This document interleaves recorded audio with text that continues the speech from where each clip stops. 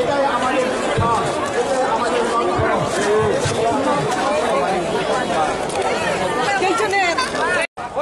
বন্ধু চলো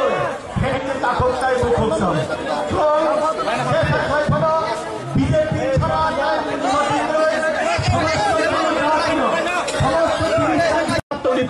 ভাই ইয়ান 2 লাইন খেলাই 2 লাইন করুন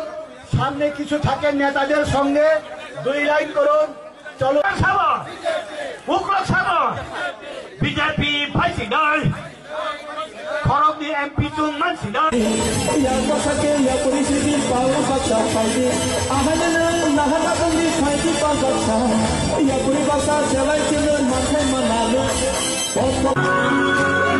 भारत में भरी उड़ान नहीं, दुनिया में बनी पहचान नहीं,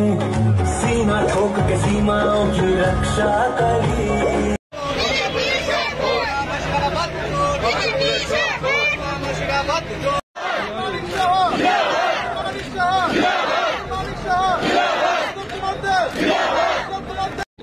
আপনারা জানেন কিছুক্ষণ আগে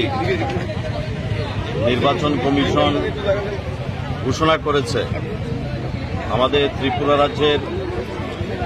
দুটো লোকসভা কেন্দ্র, একটা হচ্ছে পশ্চিম আসন যেখানে আমাদের ভারতীয় জনতা পার্টির প্রার্থী শ্রদ্ধেয় বিপ্লব কুমার দেবজি লড়াই করছেন, আর পূর্ব ত্রিপুরা আসনে ভারতীয় জনতা পার্টির মনোনীত প্রার্থী প্রীতি সিং দেববর্মা মহোদয়া লড়াই করছেন। কিছুক্ষণ আগে ঘোষণা হয়েছে যে পশ্চিম ত্রিপুরা লোকসভা কেন্দ্রে 19 এপ্রিল নির্বাচনের দিনক্ষণ ঘোষণা হয়েছে, গণদেবতারা ভোট দেবেন এবং 26 এপ্রিল পূর্ব আসনে সেই অঞ্চলের গণদেবতারা ভোট দেবেন। আজকের এই নির্বাচন কমিশন দ্বারা আজকের এই যে আগামী লোকসভা কেন্দ্রের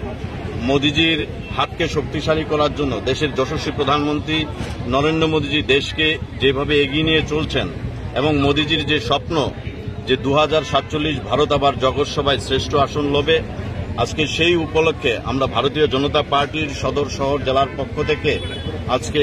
আমরা একটা মিছিল সংগঠিত করছি 2 প্রার্থীর সমর্থনে। আমরা রাজ্যের গণদেবতাদের কাছে বিনম্রভাবে অনুরোধ করব যে আমাদের 2018 থেকে আজকে 2024 সাল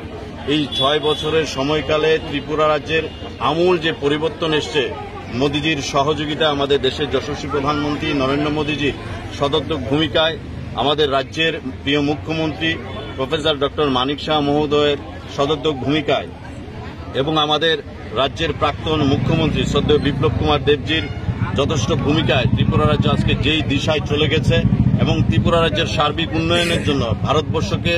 জগৎসভায় শ্রেষ্ঠ আসন লাভ করার জন্য আমি গণদেবতাদের কাছে বিনম্রভাবে অনুরোধ করব, যারা ইন্ডি জোটের নামে ভারতবর্ষের যে সার্বভৌমত্বকে নষ্ট করার চেষ্টা করছে, ভারতবর্ষের যে